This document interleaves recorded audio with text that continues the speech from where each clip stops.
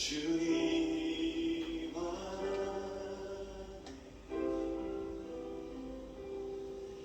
나 거하리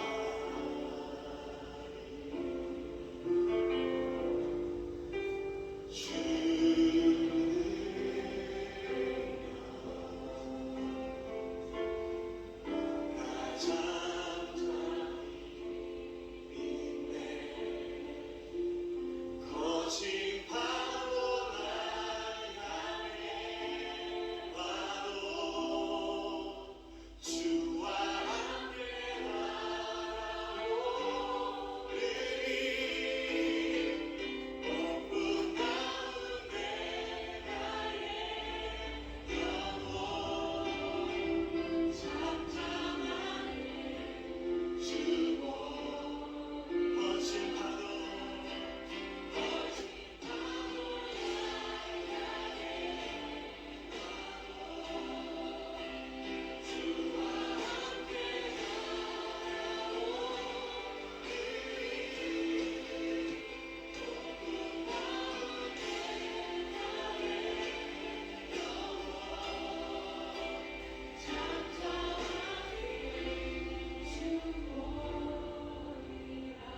시간 한 번 더 우리가 기도하며 나아가길 원합니다. 주님, 우리에게 허락하신 이 시험과 우리의 삶의 문제들 가운데 우리가 주님을 보길 원합니다. 나를 붙드신 전능하신 하나님을 바라보길 원합니다. 주여 내 눈을 들어 주님을 보게 하여 주시옵소서. 나를 붙드신 주님을 향해 내 마음을 드리며 나의 삶을 주님 앞에 맡기도록 나를 이 시간 역사하여 주시옵소서. 시간 다같이 주님의 이름 한번 부르며 기도하겠습니다.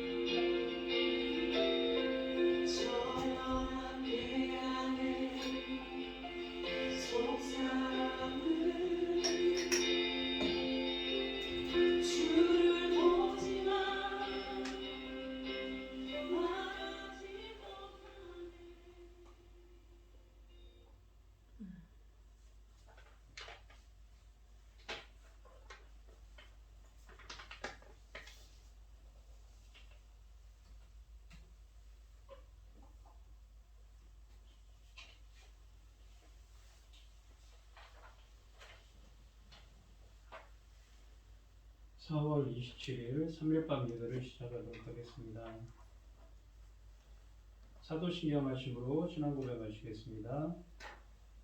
전능하사 천지를 만드신 하나님 아버지를 내가 믿사오며 그 외아들 우리 주 예수 그리스도를 믿사오니 이는 성령으로 잉태하사 동정녀 마리아에게 나시고 본디오 빌라도에게 고난을 받으사 십자가에 못 박혀 죽으시고 장사한 지 사흘 만에 죽은 자 가운데서 다시 살아나시며 하늘에 오르사 전능하신 하나님 우편에 앉아 계시다가 저리로서 산자와 죽은 자를 심판하러 오시리라. 성령을 믿사오며 거룩한 공예와 성도가 서로 교통하는 것과 죄를 사하여 주시는 것과 몸이 다시 사는 것과 영원히 사는 것을 믿사옵나이다. 아멘. 찬송가 304장입니다.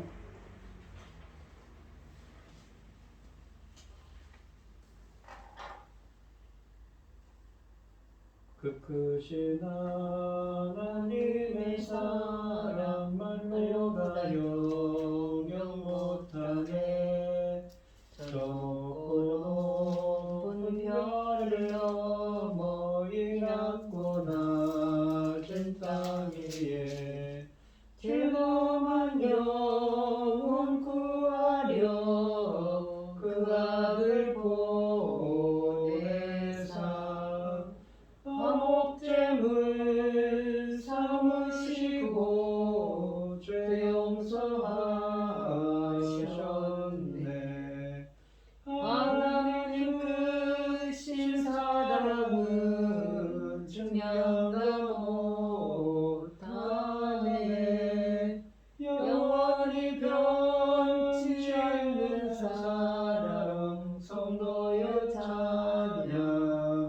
찬양하세.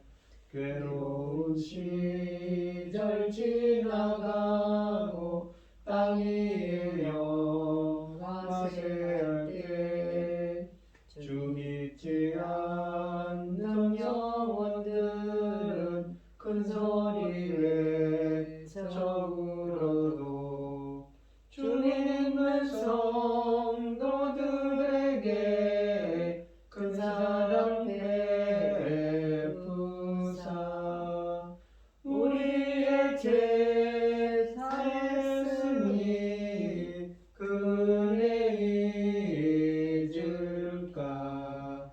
하나님 크신 사랑은 증량다 못하네.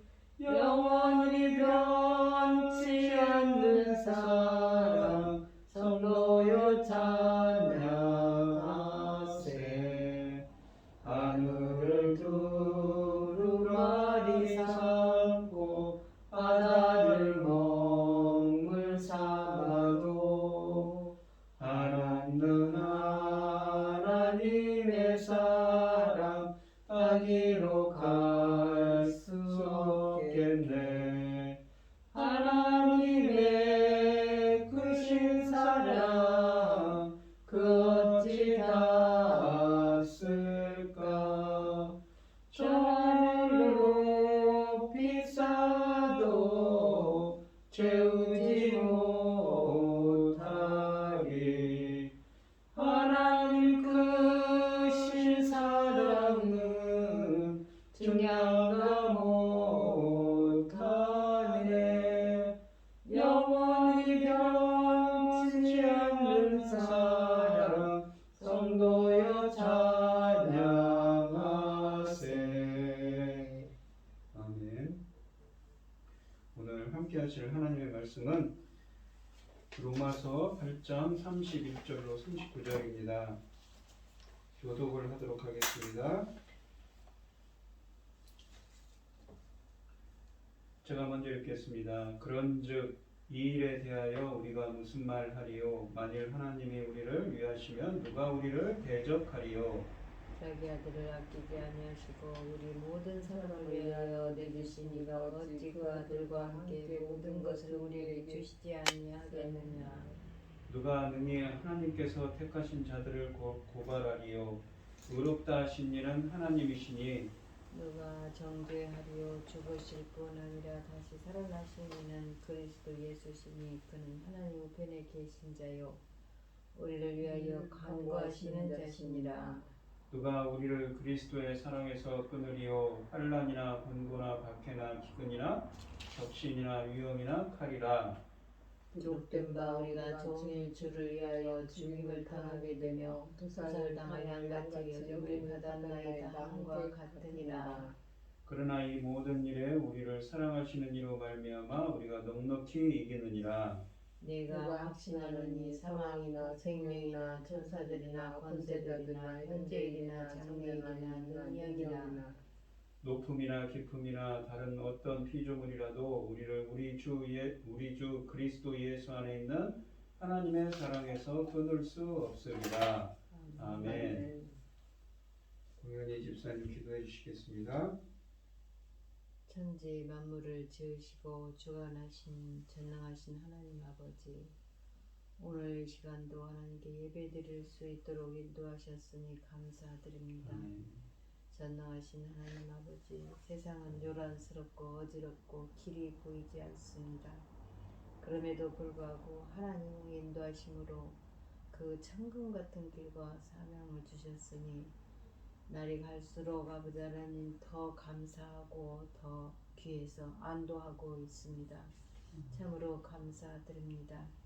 어떤 상황, 어떤 일이 있을지라도 반드시 하나님 기뻐하신 길에서 벗어나지 않고 아버지 하나님 기뻐하신 주신 사명과 아버지 하나님 주신 놀라운 역사들을 반드시 잘 사명 감당하고 아버지 앞에 갈 수 있도록 도와주시옵소서. 이 밝은 시대의 전쟁이 웬 말입니까? 사람이 하나님 사랑하는 아버지 하나님께서는 아버지 사랑의 하나님이시기 때문에 더 마음이 아프실 텐데 아버지 하나님 아파하는 그들을 보시고 전쟁은 얼마나 안타깝습니까?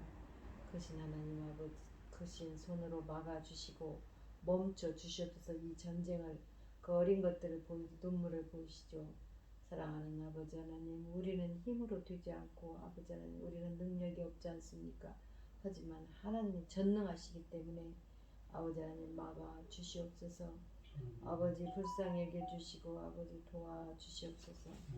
사랑하는 아버지 하나님, 아버지 하나님 우리나라도 이런 일을 많이 겪었기 때문에 아버지 하나님 정말 너무너무 안타깝습니다.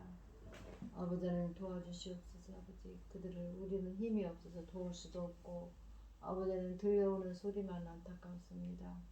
전능하신 아버지 하나님, 아버지 마음은 더 아프시겠지만 아버지 하나님 저희는 아버지 어리석고 힘이 없고 능이 없으니 어떻게 합니까?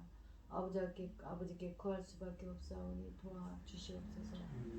전능하신 하나님 아버지, 이 어두운 때에 천금 같은 귀한 말씀을 들고선 당신을 사랑하는 종 긍휼한 하나님의 손과 은혜와 사랑 가운데 늘 있게 하셨으니 감사합니다. 그가 펼쳐가는 그를 통하여 아버지께서 열어주시는 이 천금 같은 말씀으로 우리는 아버지 하나님 앞에 당당히 나아갈 수 있도록 잘 성장할 수 있도록 도와주시고 지혜와 총명을 주시옵소서. 이 시간 아버지 하나님 천금 같은 귀한 말씀으로 아버지 하나님 우리를 이끌어 주시는 하나님의 그 은혜에 감사하여 아버지 하나님 기도할 수밖에 없는 저희들을 아버지 하나님 불쌍히 여기시고 인도하여 주시옵소서. 전능하신 하나님 아버지, 우리가 아무리 그 어떤 일을 위하여 사랑하고 또 아버지 일을 한다 해도 아버지 하나님께서만큼 독생자를 주셔서 우리의 죄를 대신할 수 있는 그런 사랑에 비할 수 없습니다. 천금 같은 귀한 사랑, 그 사명 아버지 하나님 어찌 아버지 한시라도 될 수 있겠습니까? 저희를 아버지 하나님 아버지 앞에 그 사랑 앞에 굴복하고 언제든지 하나님 앞에 온전히 하나님만 바라고 갈 수 있도록 저희들 모든 것을 아버지 하나님 주관하시고 간섭하시고 이끌어 주시옵소서.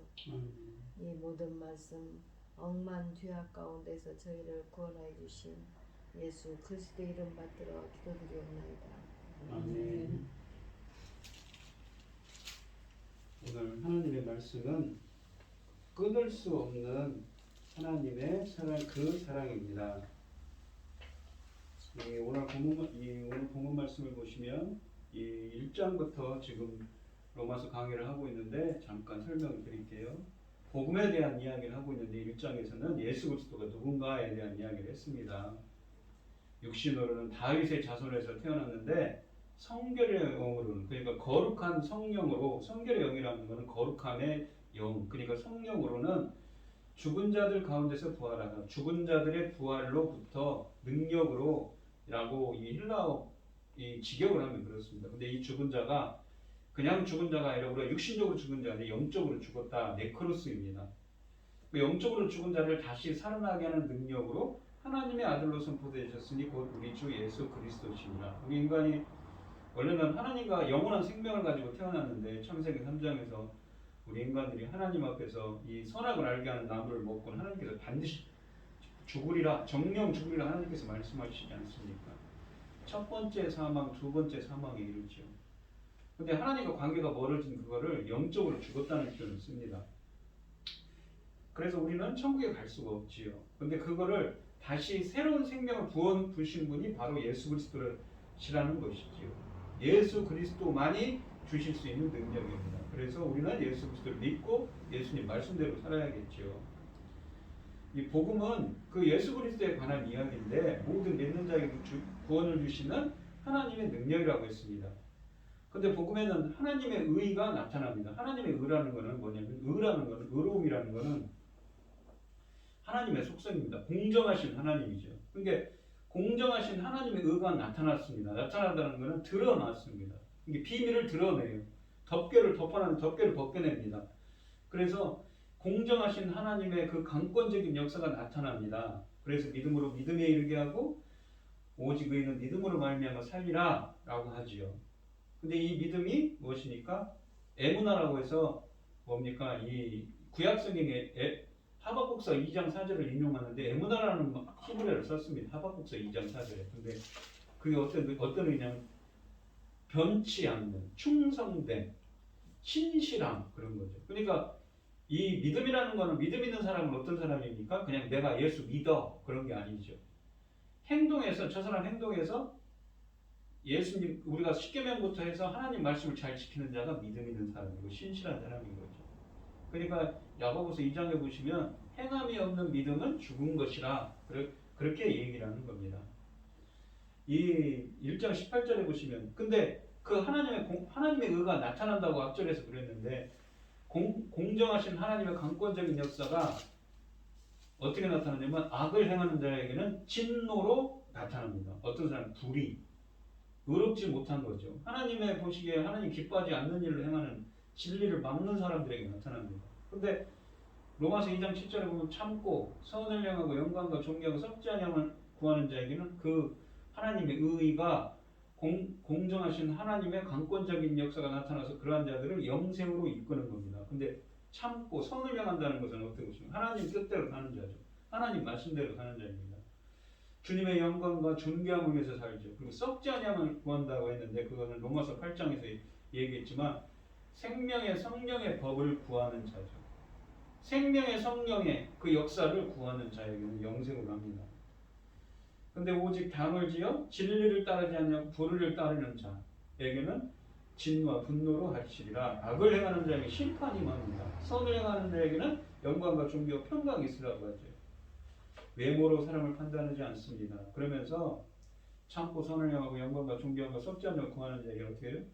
율법을 듣는 자가 의인이 아닌 율법을 행하는 자가 의인이라고 합니다. 근데 로마서 3장 28절에는 사람이 의롭게 되는 것은 율법을 듣는 자가 율법을 행하는 자가 아니고 믿는 자라고 하죠. 율법을 행한다고 할 때 그 행함은 뭐냐면 엘고이라고 인간의 행위입니다. 근데 여기서 말하는 행위는 무엇입니까? 말이 안 되죠. 행위는 뭐냐면 포이에테스라고 해서 우리가 창세기 1장에 보시면 창조한다 할 때 그 유대인들이 히브리어를 이 헬라어로 번역을 했을 때 쓰여진 포이에오라는 말과 어원이 같습니다. 직역을 하면 율법을 행하는 자, 율법의 창조자입니다. 근데 이 소유격인데 주격적 헬라어와 목격적 헬라어인데 율법으로 하나님께서 창조한 자들. 어떻게 창조합니까? 새로운 창조죠. 뭐냐면 이 마음의 세계물인데 이 율법을 우리 인간들이 하나님의 가르침, 율법이라는 것은 원래 좋은 겁니다. 하나님의 말씀이고 가르침이죠. 십계명 족견의 십계명부터 모세오경이고 성경 전체가 하나님의 가르침입니다. 율법입니다.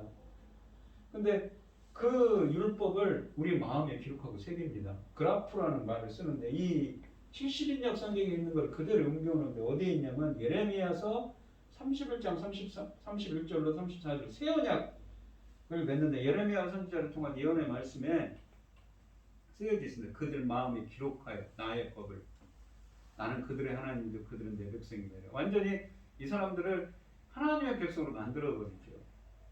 새로운 창조입니다. 로마서 2장에 가면 무엇입니까? 영에 있고 이게 헬라어를 직역하면 성령으로 마음의 할례를 베풉니다. 마음에 불순종하는 마음들을 다 제거해버립니다. 성령으로 이게 마음의 할례를 성령으로 베풉니다. 성령 세례죠.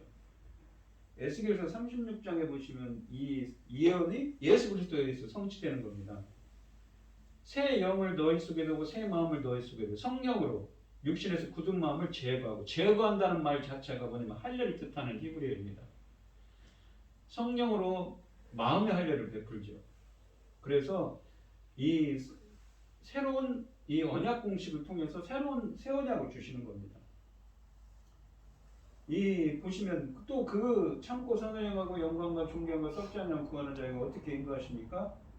이 예수 그리스도의 피로써 믿음으로 말미암아 믿음을 통한 화목제물로 세우신 화목제물이 뭐라고 그랬냐면 이 속죄소입니다. 이 헬라어 번역이 좀 그런데 우리가 구약에 보시면 이 지성소에 가면 그러니까 이 대제사장이 1년에 한 번 들어가는 대속죄에 들어가는 지성소에 가면 하나님의 법궤가 있습니다. 그 법궤에는 히브리서에 보면 아론의 쌍난지팡이와 십계명이 적힌 두 돌판과 이 만나가 담긴 항아리가 담겨져 있지요.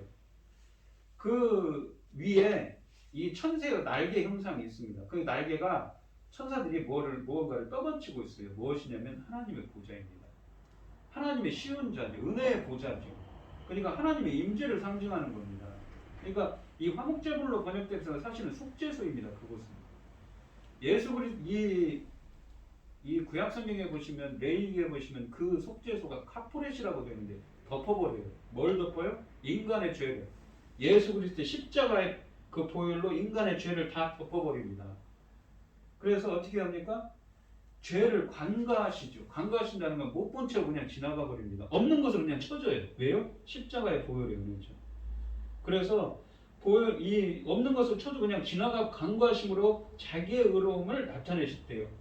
이 나타내다란 말이 헬라어로 행동으로 증명했다는 거죠. 어떤 행동입니까? 십자가. 예수 그리스도의 십자가의 그 대속으로 하나님의 그 의로움을 나타냈습니다. 그러니까 이 대속으로 말미암아서 그 대속으로 말미암는 피로써 속죄소로 세우시고 속죄하게 해주시고 죄를 없는 것으로 쳐주시고 그냥 지나쳐 버린다는 것이죠. 어떤 사람들에게요? 참고 선을 행하고 영광과 존경과 썩지 않음을 구하는 자들. 그러면서 이 4장에 가시면 믿음의 조상인 아브라함에 대한 이야기를 했습니다. 아브라함은 어떤 사람이냐면 원래 이게 이 3장 28절에 보시면 우리 인간이 뭡니까? 의롭다 하심을 얻는 것은 율법의 행위가 아니고 믿음으로 되는 줄 아느니라. 우리 인간이 어떤 노력을 하든 어떤 공로를 통해서도 우리가 구원을 얻을 수 없다는 겁니다. 오직 하나님의 은혜로만 우리가 구원을 얻을 수 있다는 이야기를 합니다. 이 믿음도 성령의 역사인 거죠. 하나님의 역사에만 우리가 믿음을 갖게 되는 거죠. 그러면서 이 믿음의 조상인 아브라함을 이야기를 합니다. 아브라함은 할례 받기 전에 칭함을 믿음으로 의롭다함을 칭함을 받았습니다. 그 얘기를 하면서 이 13절로 16절을 말씀해 보시면 이런 얘기를 합니다. 아브라함과 이삭과 야곱에게 이런 얘기를 하죠. 이 창세기 대표적인 게 창세기 12장 1절로 3절인데 너는 너의 고향과 친척과 아버지 집을 떠나 너와 내가 너에게 보여줄 그 땅으로 가라. 너로 큰 민족으로 내가 복을 주어 내 이름을 창대하게 해 너는 복이 될지라. 그러면서 이 너와 내 자손이 그 땅을 주리라 그러죠. 그 땅을 상속한다고 합니다. 그러니까 이스라엘 백성들이 출애굽을 해서 가나안 땅 가는 건 뭐냐? 그 땅을 상속하기 위해서 차지하기 위해서 가죠. 그런데 그 땅을 너와 내 자손이 그 땅을 주리라 한 그 언약의 상속자는 누구냐면 예수 그리스도를 믿는 자라고 로마서 4장 13절로 16절에서 이야기하는 겁니다. 그러니까 이 아브라함의 복을 상속하는 그 영적인 하나님 나라의 상속자가 누구입니까? 바로 로마서에서 말하는 예수 그리스도를 믿는 자가 바로 하나님 나라의 상속자라는 이야기를 하고 있습니다. 아브라함의 영적인 상속자죠. 그러면서 이 사람들에게는 어떻게 되냐? 5장에 가시면 화평을 누립니다. 구약 성경에 나오는 샬롬, 에이레네입니다. 하나님과의 관계가 회복되었어요. 우리 인간이 창세기 3장에서 죄로 말미암아 에덴 동산에서 또 쫓겨났습니다. 두루두루 불칼과 그룹들이 지키는 곳이죠. 그 에덴 동산에는 생명나무가 있죠. 우리가 성경 맨 마지막에 계시록 22장에 보면 생명나무의 길이 다시 열립니다. 그런데 하나님과의 관계가 멀어졌던 점이 사실 하나님과 관계가 회복이 돼요. 그것이 화평이 돼요. 샬롬 에이렌입니다. 또 그리스도께서 주시는 영혼의 평온한 상태, 구원을 얻은 상태죠. 그러면서 하나님의 영광을 바라고 이제 소망입니다. 믿음, 소망, 사랑할 때 그 소망입니다.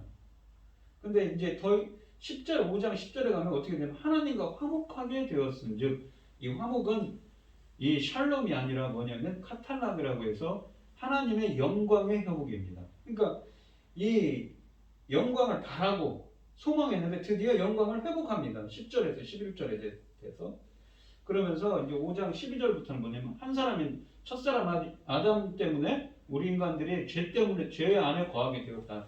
죄가 역사에서 사망이 거하게 되었다고 이야기를 합니다. 그런데 이 첫사람 아담 때문에 죄가 사망을 해서 왕노릇 통치를 합니다. 한 것 같이 은혜도 의로 말미암아 의라는 건 아까도 그랬죠. 공정하신 하나님의 강권적인 역사를 통하여서 왕노릇하여 하나님의 은혜가 그래서 우리 주 예수 그리스도를 말미암아 우리 예수 그리스도를 통하여 영생에 이르게 합니다. 근데 어떤 은혜입니까? 6장에 나오면 성령 세례의 은혜죠. 예수 이제 죽으심의 연합, 부활하심의 연합의 이야기를 하고 있는데 무엇입니까? 예수 그리스도 안에서 세례를 받는다는 것. 세례라는 것은 이 박티조라고 했는데 주전 2세기에 니켄더라는 그리스 시인이 헬라어 사전에 보면 처음 그 말이 쓰여져 있습니다. 우리가 채소를 가지고 뜨거운 물에 데칠 때 피클을 만들 때 채소를 뜨거운 물에 데치면 어떻습니까? 그 채소의 성질이 완전히 변해버리죠. 영원히 영구적으로 퍼머넌트 익스체인지라고 합니다. 어떻습니까? 우리 인간들은 원래 죽었어요. 영적으로 죽은 자였어요. 생명이 없어요. 죄 때문에 그러죠. 그게 죽으심의 연합을 통해서 그 주님과 연합을 통해서 이 무엇입니까? 세례를 받아야 돼요. 그러면서 4절에 보면 우리가 그의 죽으심과 합하여 세례를 받음으로 그가 함께 장사되었으니 죽으심의 연합 다시 부활하심의 연합입니다. 그리스도를 죽은 자 가운데서 살리신 것 같이 이 죽은 자가 뭐냐면 네크로스라고 해서 영적으로 죽은 자를 살리신 것 같이 우리도 또한 어떻게 해요? 그 성령 세례를 통하여서 어떻습니까? 완전히 변화를 시키게 해요. 어떻게 해요? 새 생명 가운데서 생명의 새로운 가운데서 행하게 인생의 길을 걸어가요. 그러니까 새로운 생명을 얻는 자가 되었죠. 그리고 또한 그의 죽으심과 같은 모양으로 연합한 자가 되었으면 또한 그의 부활과 같은 모양으로 연합한 자가 되리라. 연합한다 이 말이 뭐냐면 쉼휘토스입니다. 함께 휘오, 나타, 태어나다 그런 합성어인데 휘오라는 말이 중요합니다. 이 말이 어디에 있냐면 우리가 요한복음 20장 22절에 보시면 예수님이 부활을 하셨어요. 십자가에 죽으시고 죽은 지 4일 만에 부활을 하셨는데 부활하시고 나서 예수님이 제자들에게 나타나셔서 숨을 내쉬며 이르시되 성령을 받으라 그럽니다. 여기 보면 숨을 내쉬며 라는 말이 엔프 휘사입니다. 엔, 안에, 휘오, 나타, 태어나는 분입니다. 생명을 태어나게 해줘. 성령을 부어서 성령 세례입니다. 그런데 창세기 2장 7절에 보면 우리가 천지 창조를 할 때 그러죠. 땅을 흙으로 사람을 지으시고 생기를 그 코로에 불어넣으시니 불어넣으신이라는 말이 히브리어로 나파인데 이거를 유대인들이 70인역 성경으로 번역을 할 때 어떻습니까? 엠프휘사우, 엔, 안에 나타, 태어나게 하는 겁니다. 영원한 생명. 그러니까 우리 인간은 어떻습니까? 창세기 할 때 성령을 불어넣어서 우리 인간이 몸은 흙으로 만들었지만 코에 생기를 불어넣었어요. 생명의 기운을 불어넣었어요. 근데 불어넣을 때 뭐예요? 성령을 불어넣은 거죠. 근데 우리 인간들이 어떻습니까? 죄 때문에 성령이 우리를 떠나가 버렸어요. 원래 성령이 함께하는 존재였어요. 성령이 영원한 생명이 함께하는 존재였죠. 근데 우리 인간들이 죄 때문에 어떻게 됐습니까? 그 영원한 생명을 잃어버렸죠. 근데 이 십자가에서 죽으시고 부활하신 예수 그리스도께서 성령 세례를 다시 불어넣으시면서 어떻게 돼요? 우리 인간들이 다시 회복을 하는 겁니다. 이게 새로운 창조라는 거죠. 구원은. 그러니까 이 요한복음 주석을 한 이 권혜생이라는 교수는 이런 얘기를 합니다. 구원은 새로운 창조다. 이게 똑같은 말이죠. 그래서 이 로마서 1장에 보시면 똑같은 말. 아까 죽은 자들 가운데서 부활하는 영적으로 죽은 자를 부활시키는 다시 살아나게 하는 능력. 바로 그걸 이야기합니다. 그러한 능력은 어떤 사람들에게 베풉니까? 신명기 30장 2절 6절에 보면 마음을 청정한 여호와의 하나님 말씀 잘 지키는 자들이에요. 그런 자들에게 어떤 은혜를 베푸신가? 마음의 할례를 베풀어요. 성령 세례죠. 마음의 할례라는 게 이 그리스도의 할례를 뜻합니다. 제가 이제 성경 말씀이 많으니까 그런데 바울 서신에 보면 그리스도의 할례라는 표현을 쓰는데 그것이 바로 성령 세례를 의미합니다. 그러면서 이 십자가에 못 박혀서 드디어 어떻게 되냐면 죄의 몸이 죽어 다시는 우리가 죄에게 종노릇하지 않고 어떤 존재가 되냐면 이 뭡니까? 사망의 우리를 다시 주장하지 않습니다. 뭐냐면 사망이란 첫 번째 사망과 두 번째 사망이 있지 않습니까? 첫 번째 사람은 우리 육신이 죽어요. 왜냐하면 우리 인간들은 창세기 3장에서 죄 때문에 하나님께서 죽을 수밖에 없는 존재입니다. 몸과 영혼이 떠나가는 게 죽음이죠. 첫 번째 사망이죠. 근데 두 번째 사망은 무엇입니까? 이 영적으로 죽었어요. 네크로스. 이 계시록 20장에 보시면 여기 보시면 살아서 이게 생명을 얻은 자들은 1000년 동안 왕노릇하죠. 근데 뭡니까? 나머지 죽은 자들이 누구냐면 계시록에 나오는 나머지 죽은 자가 영적으로 죽은 자입니다. 뭡니까? 살지 못하는 거죠. 근데 그 사람들은 어떻게 돼요? 둘째 사망, 영혼이 꺼지는 불못, 심판을 받습니다. 근데 그 사망이 더 이상 이 성령 세례를 받고 영원한 생명을 얻은 자는 통치하지 못하는 겁니다. 그 얘기를 하고 있죠. 그러면서 죄가 너희를 주장하지 못하리니 이는 너희가 죄가 통치를 못해요. 법 아래에 있지 않고 은혜, 성령 세례의 은하에 있죠. 아까 로마서 5장 21절에는 뭐예요? 죄의 통치 아래에 있었는데 성령 세례의 은혜로 말미암아서 어떻게 됐습니까? 하나님 성령 세례의 은혜 아래에 있다. 이 아래로 통치 안으로 들어갔죠. 근데 이 7장에 가면 뭐라고 그러냐면 이 7장 1절부터 10절의 전반절에 보시면 그럼 율법은 뭐고 율법은 뭐냐? 율법은 좋은 거냐 나쁜 거냐? 선한 거냐 악한 거냐? 율법 때문에 우리가 죄를 깨닫게 됐죠. 하나님 말씀대로 죄가 죄되게 했어요. 율법은 원래 하나님의 가르침으로서 선한 겁니다. 좋은 겁니다. 거룩한 거죠. 여기 갈라디아서 3장 21절로 23절, 24절 보시면 믿음이 오기 전에 우리는 율법 아래 매인받고 계시될 믿음의 때까지 갇혔느니라. 율법이 우리를 예수 그리스도께로 인도하는 초등교사라고 하는데 근데 율법은 좋은 거죠. 근데 무엇입니까? 우리가 이로 보건대 7장 12절에 그러죠. 율법은 거룩하고 계명도 거룩하고 의로움이 선하도다. 율법은 거룩해요. 좋은 거예요. 하나님 말씀은 좋은 거잖아요. 근데 무엇이 문제입니까? 문제는 나였다는 거죠. 우리 인간들이 문제였다는 거 얘기를 하고 있습니다. 그런데 이제 아까 성령 세례를 통하여서 이렇게 막 새로운 은혜 안에 들어갔어요. 영원한 생명을 얻고. 그런데 우리 인간들이 아직도 육신을 입고 영적으로는 그렇지만 육신을 입고 있기 때문에 어떤 존재입니까? 괴로워합니다. 우리는 이 육신을 입고 있기 때문에 죄가 역사하는 걸 아직 벗어나지 못했어요. 이제 시간이 좀 필요한 것이죠. 하나님께서 도와주셔야 됩니다. 그러니까 내 속사람으로는 하나님의 법을 즐거워하되 내 지체 속에서 다른 법이 내 마음의 법과 싸워 내 지체 속에 있는 죄의 법으로 나를 사로잡는 것을 본다고 합니다. 그래서 7장 24절은 괴로워합니다. 오라 나는 공고한 사람이다. 이 사망의 몸에서 누가 나를 건져리라. 육신을 입고 있기 때문에 아직도 그 옛사람의 그 습관들을 잊어버리지 않고 있기 때문에 괴로워하는 거죠. 그러니까 어떤 이 구원의 과정 속에서 신앙의 과정 속에서 이 옛 습관들을 못 버렸던 것입니다. 그러니까 괴로워하고 있는 사도 바울을 이야기를 하고 있습니다. 우리들도 마찬가지인 것이죠. 근데 이제 시간이 좀 필요한 겁니다. 하나님께서 성령께서 도와주시는 거죠. 성삼위 하나님께서 인도하시고 도와주시고 또 친히 간구해 주셨을 때 우리 인간들이 다시 어떻게 됩니까? 그러면서 이제 8장으로 넘어가면 이제 그리스도 예수 안에 있는 자에게는 결코 정죄함이 없습니다. 카타크리노라서 단죄하는 것이 없어요. 왜냐하면 예수 그리스도를 믿고 영원한 생명을 얻었기 때문에, 성령세례 은혜를 받았기 때문에. 근데 이는 예수 그리스도 예수 안에 있는 생명의 성령의 법이 죄와 사망의 법에서, 이게 법이라는 게 율법인데, 노모스라는 율법이란 말이 율법이라는 뜻도 있지만 규칙, 원리라는 뜻도 있습니다. 그러니까 그리스도 예수 안에 있어요. 그리스도와 연합한 자들은 뭡니까? 생명의 성령의 원리가 죄와 사망의 원리에서 우리를 해방해 준다고 합니다. 드디어 해방됐다는 얘기를 하죠. 그래서 이제 어떻게 됩니까?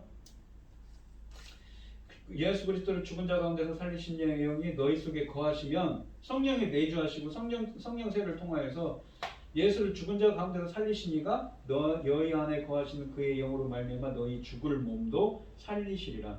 이 살리시리라 이 말이 조포에이오입니다. 조에는 생명이란 말과 포에이오, 창조하다는 말과 합성어입니다. 죽을 몸도 다시 새로운 생명을 불어넣어서 새로운 창조를 해주신다는 거죠. 그래서 어떻습니까? 이 성령으로 인도하심 받는 자는 하나님의 아들이라고 합니다. 그러면서 양자의 영, 하나님의 그 아들로 세움을 받아요. 입양을 하는 거죠. 그래서 아빠 아버지라고 부르짖고 무엇입니까? 예수 그리스도와 함께한 하나님의 상속자, 예수 그리스도와 함께한 상속자가 된다고 이야기를 합니다. 그러면서 이 19절부터 보시면, 지난 시간에 이제 이 얘기를 했는데, 찍을 때, 저 영상을 찍을 때 제가 좀 실수를 해서 이거를 유튜브로 올리지 못했는데, 무슨 얘기를 하냐면 다시 반복을 합니다. 8장 1절부터 앞에 있던 얘기를 17절까지 했던 것을 다시 19절, 18절, 19절부터 쭉 또 반복을 합니다. 하나님의 아들, 그 아들이 하나님의 영으로 인도받는 아들이 나타나는 것을 고대한다고 하죠.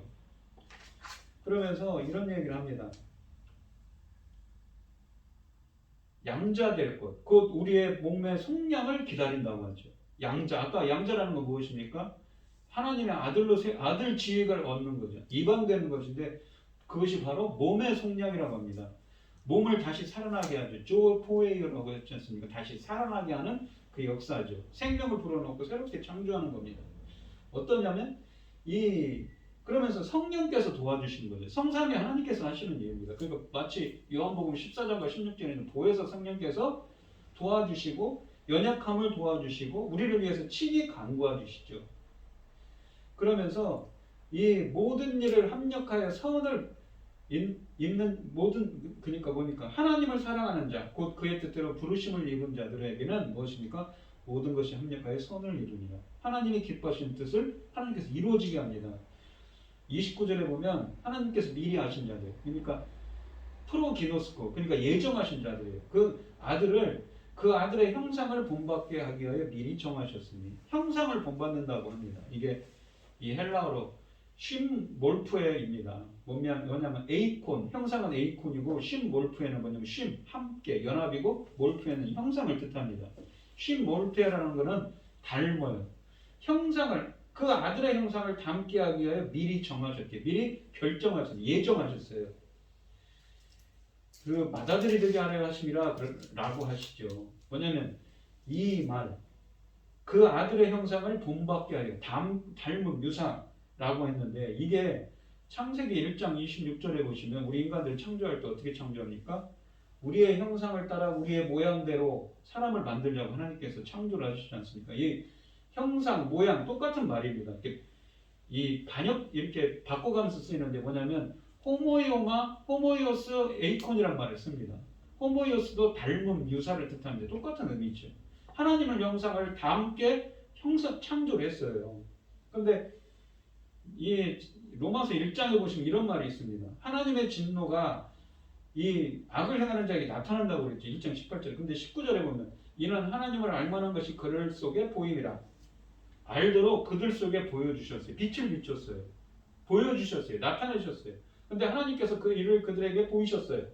근데 창세로부터 그의 보이지 아니하는 것들, 곧 그의 영원하신 능력과 신성이 그가 만드신 만물에 분명히 보여 알려졌나니, 그러므로 그들이 핑계하지 못할지니라. 하나님을 알되 하나님께서 보여주셔서 알았어요. 우리 피조물들은 원래 아담과 하와를 생각을 해보십시오. 하나님 계신 걸 알고 있었죠. 근데 하나님을 영화롭게도 아니하며 감사하지도 않고 오직 오히려 그 생각이 미리 허망하여지며 미련한 마음이 어두워졌나니 스스로 지혜 있다 하나 어리석게 되어 썩어지지 아니하는 하나님의 영광을, 하나님의 임재죠, 썩어질 사람과 새와 짐승과 기어다니는 동물 모양의 우상으로 바꾸었느니라.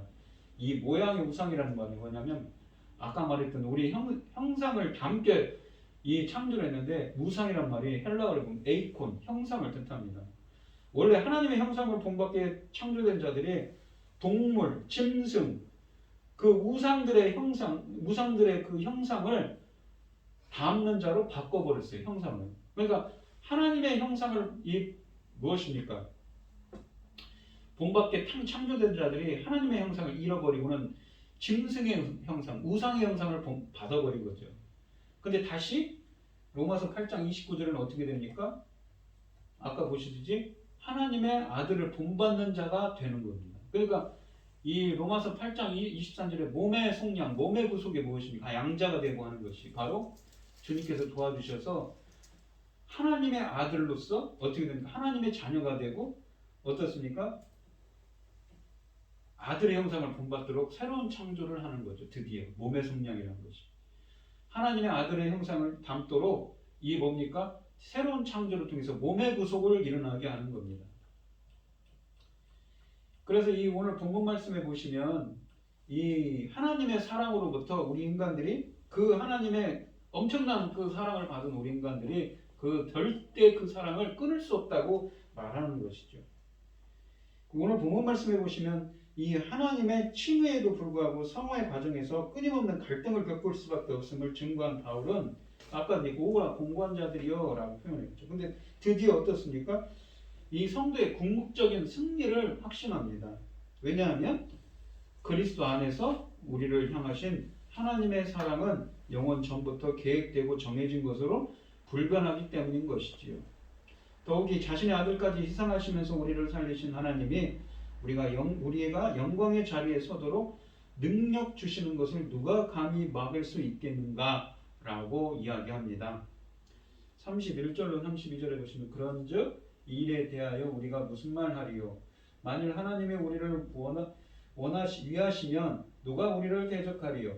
자기 아들을 아끼지 아니하시고 우리 모든 사람을 위하여 내주신 이가 어찌 그 아들과 함께 모든 것을 우리에게 주시지 아니하겠느냐 라고 이야기합니다. 바울은 이제 앞에서 논의한 것들의 실제적인 의미를 끌어냅니다. 이 31절 말씀을 이야기했는데 보시면 앞에서 이 26절로 30절에서 이야기한 것의 핵심은 하나님이 우리를 위하신다는 것입니다. 성령께서 우리를 도우시고 친히 간구하시고 모든 것이 협력하여 선을 이루신다고 28절에 이야기하죠. 그래서 우리들이 몸의 구속을 이루고 몸의 속량을 위하여 하나님의 형상을 담도록 우리를 미리 정하시고 부르시고 의롭게 하시고 영화롭게 하셨다고 하셨습니다. 이렇게 새로운 창조를 통해서 하신 것처럼 하나님께서 우리를 위하시면 누가 우리를 대적하겠는가? 아무것도 없다고 사도 바울은 말합니다. 뿐만 아니라 하나님은 우리에게 필요한 모든 것을 은혜로 공급해 주십니다. 이 32절에 보시면 자기 아들을 아끼지 아니하시고 우리 모든 사람을 위하여 내주시니가 어찌 그 아들과 함께 모든 것을 우리에게 주시지 아니하겠느냐라고 말합니다. 우리 하나님은 자기 아들 독생자를 아끼지 아니하시고 우리 모든 사람을 위해 내어주신 분이시죠. 가장 귀한 것 사랑하는 아들을 아끼지 않고 우리를 위해 주신 하나님이 어찌 다른 것들을 우리에게 주시지 않겠는가라는 말입니다. 예를 들면 사랑하는 독자 이삭을 아끼지 않고 하나님께 바친 아브라함이 어찌 양이나 소를 아까워하겠는가라는 것이죠. 이와 마찬가지로 하나님은 아무것도 아까워하지 아니하시고 기쁨으로 우리에게 채워주십니다. 단지 우리의 믿음 없음과 구하지 아니함과 잘못된 목적, 잘못된 생활이 문제를 따르는 것이지요. 33절로 34절에 보면 누가 능히 하나님께서 택하신 자들을 고발하리요? 의롭다 하신 이는 하나님이시니 누가 정죄하리요? 죽으실 뿐 아니라 다시 살아나신 이는 그리스도 예수시니 그는 하나님 우편에 계신 자요 우리를 위하여 간구하시는 자신이라 라고 되어 있습니다. 바울은 이어서 말합니다. 누가 능히 우리 하나님께서 택하신 자들을 고발하리요 라고 말합니다.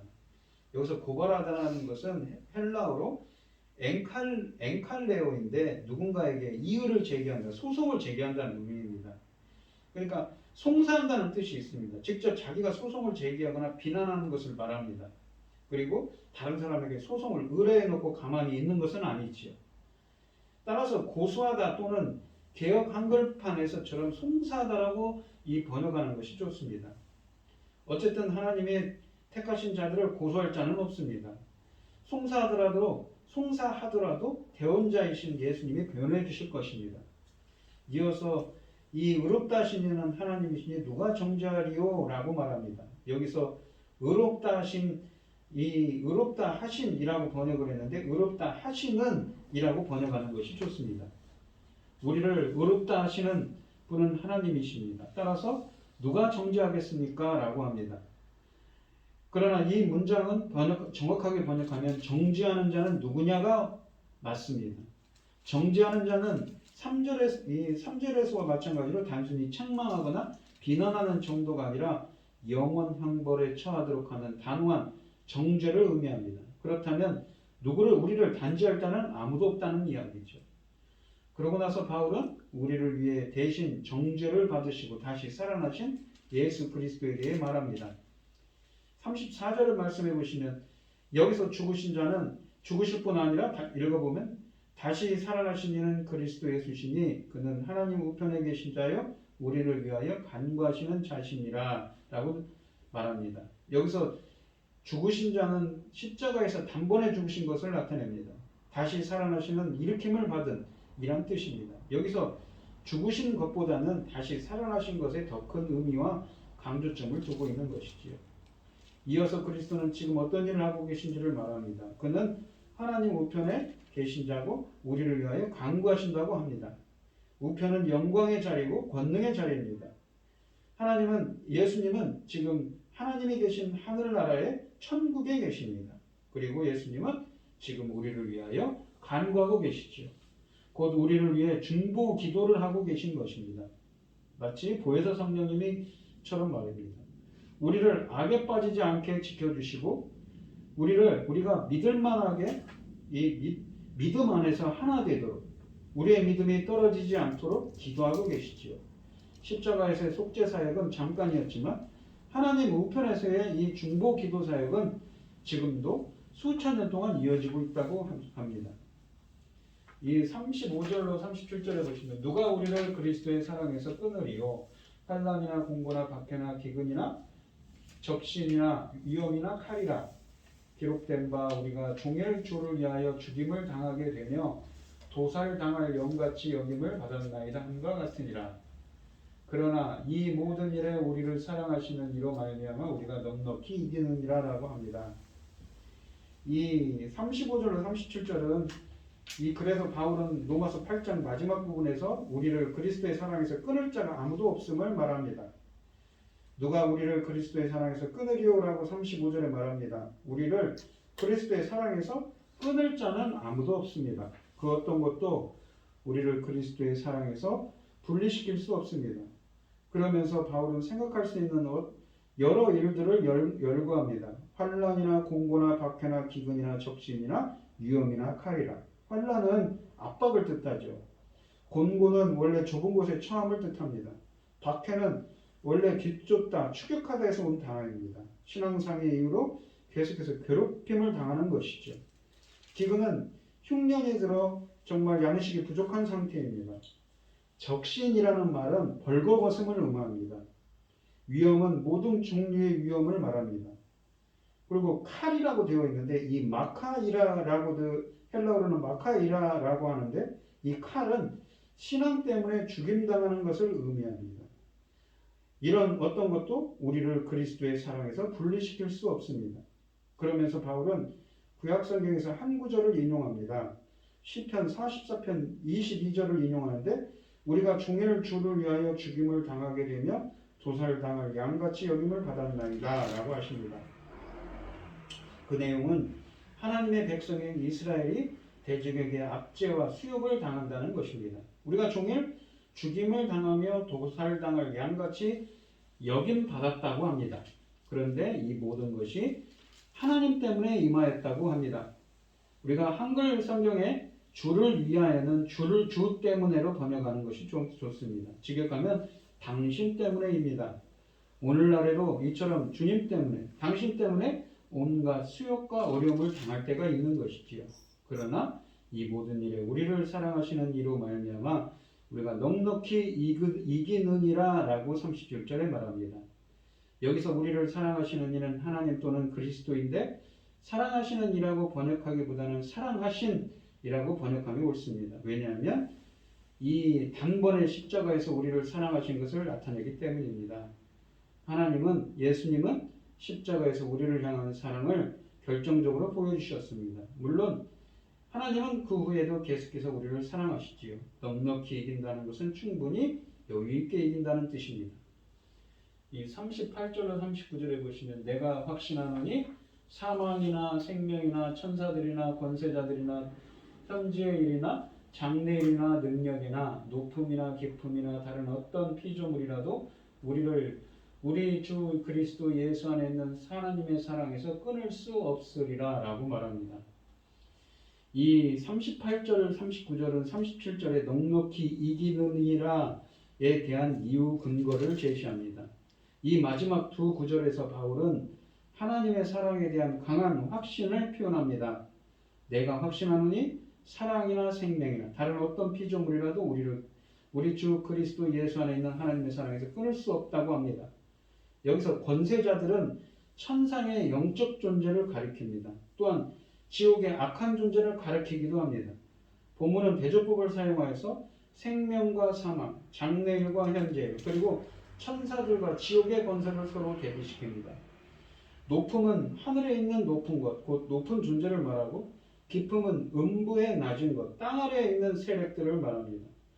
바울이 여기서 말하고자 하는 것은 그 어떤 세력이나 존재도 성도들을 향한 하나님의 사랑을 막지 못한다는 것입니다. 그리스도 예수 안에 있는 하나님의 사랑은 하나님의 사랑이 그리스도 예수 안에서 결정적으로 나타났음을 말합니다.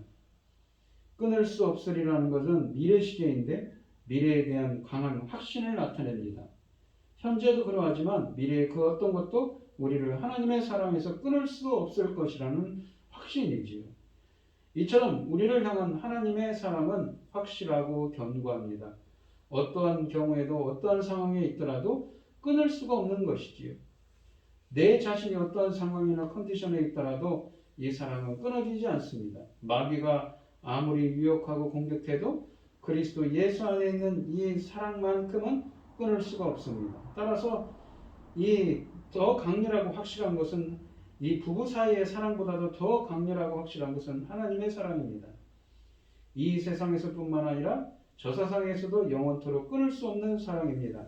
따라서 우리 주 예수님을 믿는 사람은 엄청난 사랑의 포로가 되었다고 말할 수 있습니다. 죽음같이 강한 사랑, 아니 죽음보다 더 강한 사랑이 곧 우리를 향한 하나님의 사랑입니다. 이처럼 강렬한 사랑, 끊을래야 끊을 수 없는 사랑이 바로 우리를 향한 하나님의 사랑이며 교회를 향한 하나님 그리스도의 사랑입니다. 이런 사랑이 있기 때문에 우리의 구원은 확실하며 우리는 어떠한 역경 가운데서도 용기를 가지고 담대히 나아갈 수 있는 것입니다. 오늘 본문 말씀을 보시면 하나님은 우리를 위하시고 우리 편이 되셨습니다. 그런즉 누가 우리를 대적하겠는가 라고 말하죠. 이 하나님은 우리를 위해 자기 아들을 아끼지 않고 내어주셨습니다. 그런 하나님께서 어찌 다른 것을 아까워하며 우리에게 주시지 않겠는지요. 하나님은 우리에게 은혜 주시기를 원하고 풍성해 주시기를 원합니다.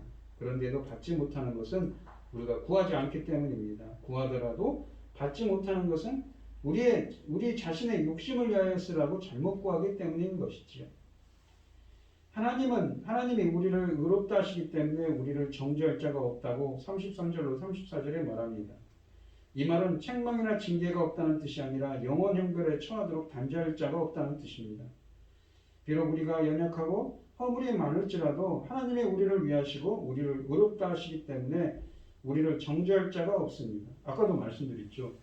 이 화목제물이 되셔서 로마서 3장 25절처럼 화목제물 속죄소가 되셔서 그 죄를 간과하시다고 못 본 채 그냥 지나쳐 버린다고 했지 않았습니까?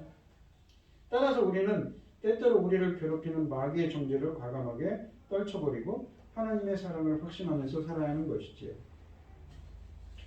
그리스도의 사랑에서 우리를 끊을 수 있는 것은 아무것도 없습니다. 그리스도의 사랑은 또한 하나님의 사랑이기도 하지요. 그 사랑은 자기 몸을 십자가에 내어주신 아들의 사랑입니다. 아들을 희생제물로 주신 하나님의 사랑입니다. 사랑을 받은 자, 사랑을 주신 이를 믿는 자는 어떤 환난과 박해가 와도 두려워하지 않습니다. 모든 것을 잃고 가장 비천한 자리까지 곤두박질 쳐도 마음에 새겨진 사랑의 기억 때문에 소망을 잃지 않습니다. 심지어 생명을 위협받는 순간에도 십자가와 부활의 영광을 떠올리며 넉넉히 견디고 이길 수가 있습니다. 사랑하는 이의 죽음, 죽음보다 못한 삶, 암담한 현재와 소망 없는 미래, 무자비한 이웃과 권력자들, 일상의 사소하고 일생의 중대한 일들이 하나님의 사랑을 도전하지만 사랑은 반드시 이긴다고 말씀하십니다. 하나님의 사랑에 대한 분명한 확신 가운데 승리하는 삶을 살아가는 여러분들이 되시기를 축원드리겠습니다. 기도하겠습니다. 하나님 아버지 감사합니다. 오늘 주신 하나님의 말씀처럼 하나님의 뜻대로 부르심을 받은 자들은 하나님의 형상을 담는 자로 새로운 창조를 통하여서 몸의 구속을 해주시고 이렇게 하나님의 구원의 확신 가운데 거하게 하여 주시옵시고 그 사랑 안에서 끊을 자가 없도록 넉넉히 이기게 해주신다고 주님께서 말씀하십니다. 그 형언할 수 없는 그 하나님의 사랑이 부음받았지요. 저희들은 연약하고 부족하지만 우리들의 십자가의 대속의 그 피로써 우리의 그 모든 죄악들과 허물들을 못 본 채 지나가도록 덮어주시고 속죄소가 되주셔서 십자가의 그 사랑으로 우리들에게 주님의 의로우심을 보여주시고 정말 오늘 본문에 있는 말씀처럼 저희들을 그런 확신 가운데 거할 수 있도록 꼭 붙잡아 주시는 하나님께 감사드립니다. 항상 그런 구원의 확신 가운데 거하게 하여 주시옵시고 언제나 주님께 영광 돌릴 수 있는 저희들이 되게 하여 주시옵소서. 이 모든 말씀 거룩하신 예수 그리스도 이름으로 기도드리옵나이다. 아멘. 찬송가 397장입니다. 주 사랑 안에 살면 두려움 없으며 그 사랑 변함없어 늘 마음 편하다. 저 폭풍 몰아쳐서 내 마음 떨려도 주 나의 곁에 계셔 겁낼 것 없어라. 주 나의 목자시니 부족함 없으며 주 인도하는 대로 늘 따라가리라.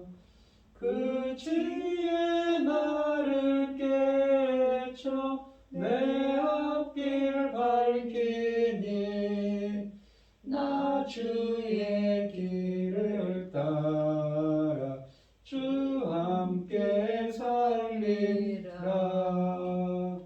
저 넓고 푸른 들판 내 앞에 열리고 그 검은 구름 거쳐 새하늘 보인다.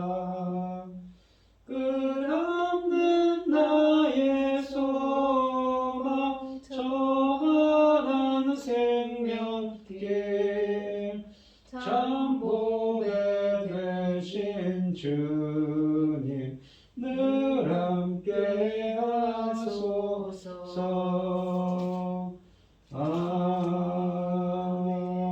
아멘. 축복 기도하심으로 오늘 예배를 마치도록 하겠습니다.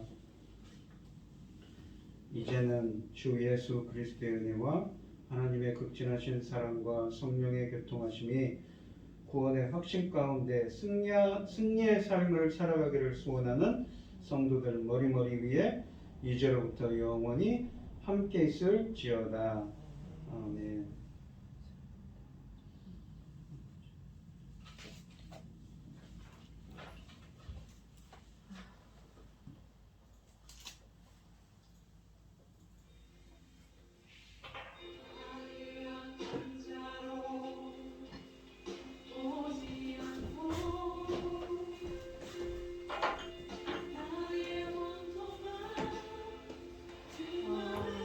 월제. 예.